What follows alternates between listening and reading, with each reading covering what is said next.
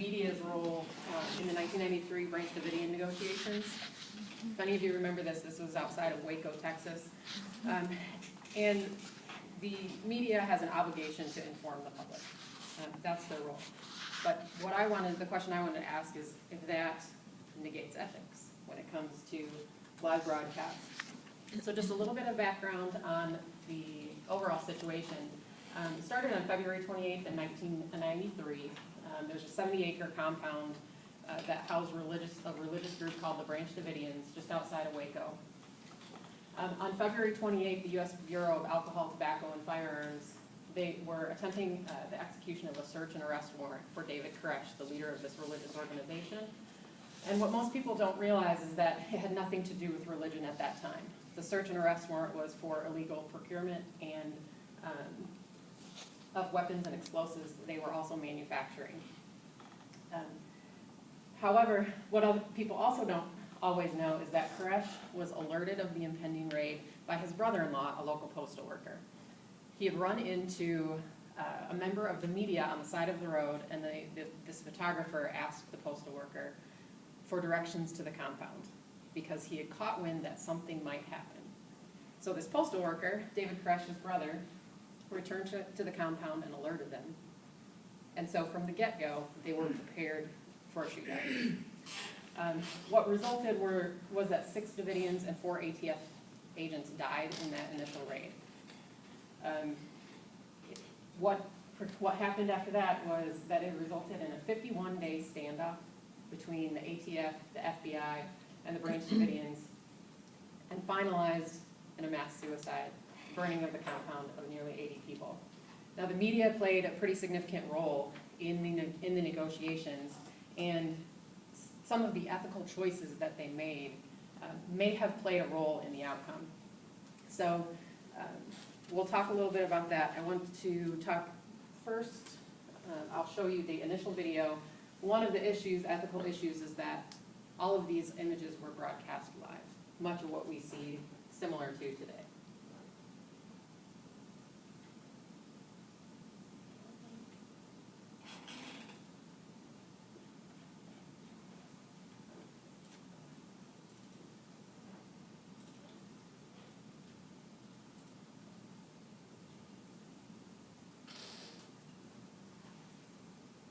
And we have no volume, but this is what was occurring. We saw the shootout. We saw ATF agents climbing the building. David Koresh was also aware of this because they had live television coverage. We had to assume that he had access to that information on TV within the compound. So he could see the ATF agents actually climbing the building. Some of the key players within this shootout and the 51-day standoff were David Koresh and the Branch Davidians. Like I mentioned, they were a religious sect that stemmed off from the Seventh-day Adventist Church and was founded in 1935. And they began this compound. And there was, at the time, in 1993, about 125 people. What their beliefs were that God would provision a prophet to lead them through moral maturity, through purification process, and that Christ would return to earth and the apocalypse would ensue. David Koresh was the leader.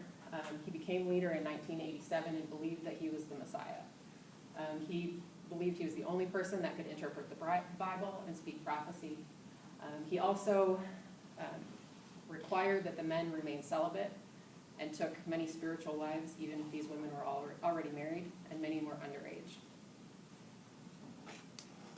The ATF and the FBI were also key players within the standoff. The ATF started the initial raid. As soon as that raid was over, because of the debacle that occurred, the FBI immediately took over. And they also brought in nearly 400 ATF, FBI hostage rescue team members, and Texas Rangers. Throughout these 51 days, they tried several tactics to get Koresh and the Branch Davidians to surrender, cutting off all but one phone line so they could have direct access just to Koresh. They secured the entire perimeter with tanks. They moved media at least 1 mile away from the compound.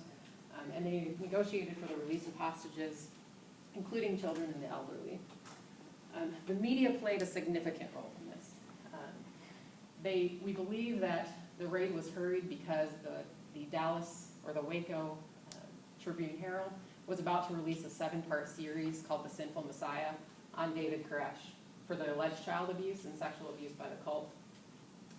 And there were already several media outlets on the scene before the initial raid, which made us believe that the media was possibly tipped off by the ATF, or the ATF had negotiated a delayed release of Sinful Messiah.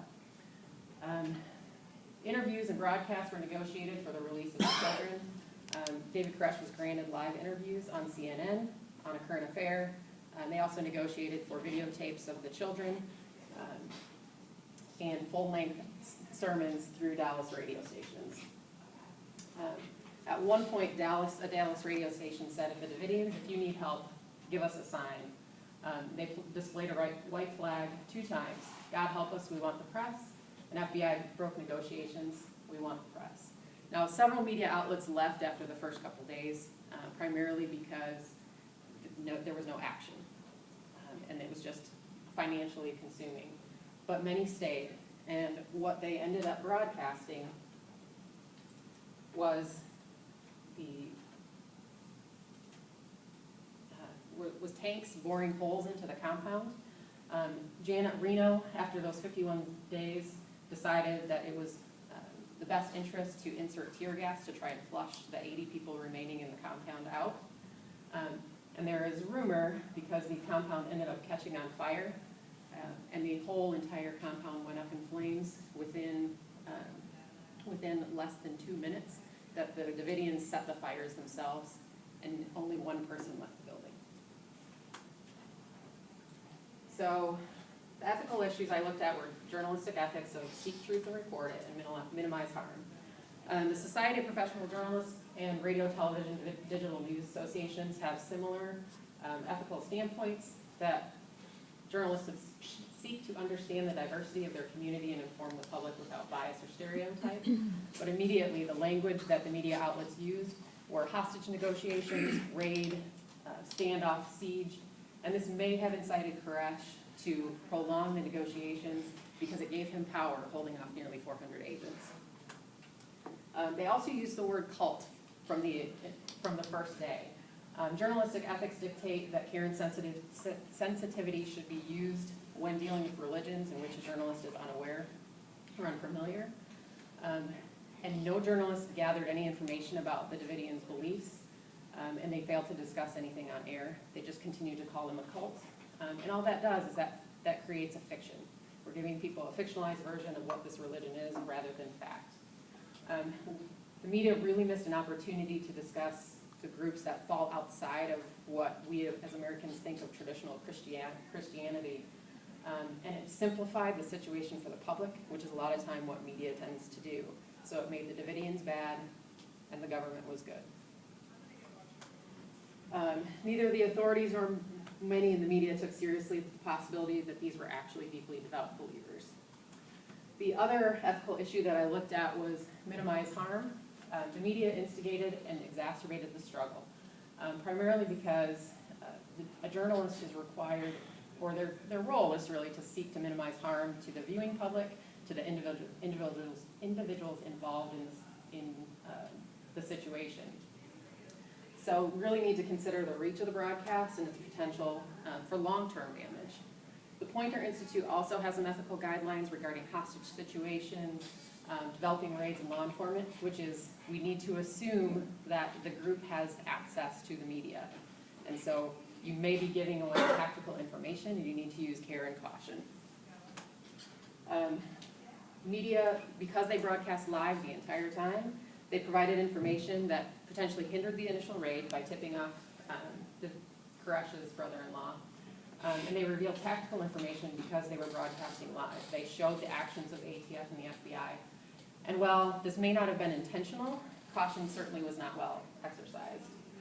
They also provided Koresh a national platform for his sermon and his mission. That gave him a sense of identity, a sense of purpose, and for him it allowed him an attempt to gain public favor and convince people that he was the good guy because he spoke for God, he was the Messiah. It also allowed him to plan his final act, which was the mass suicide, and become a martyr to any of the living Davidians. In the live broadcast, the public informed the media that they might have been helping Koresh, and they still kept the cameras rolling. And especially with broadcast live, the one thing that we really need to look at, because this persists today, is that journalists often provide misinformation because they don't have time to verify it before they release it. There were some reports at the very end that Koresh was still alive, even though only one person exited the building. So there was a lot of misinformation. So we don't know necessarily still to this day who's to blame. It's become quite a conspiracy theory, so if you're interested in that, definitely look it up. One of the media outlets said, yes, it was a tragic situation, but we felt it was important, so we stayed with it. So the only thing that we can say to this day is that media definitely made a contribution to both the negotiations and the overall outcome. And it's something that we need to continue to look at as we continue to broadcast live.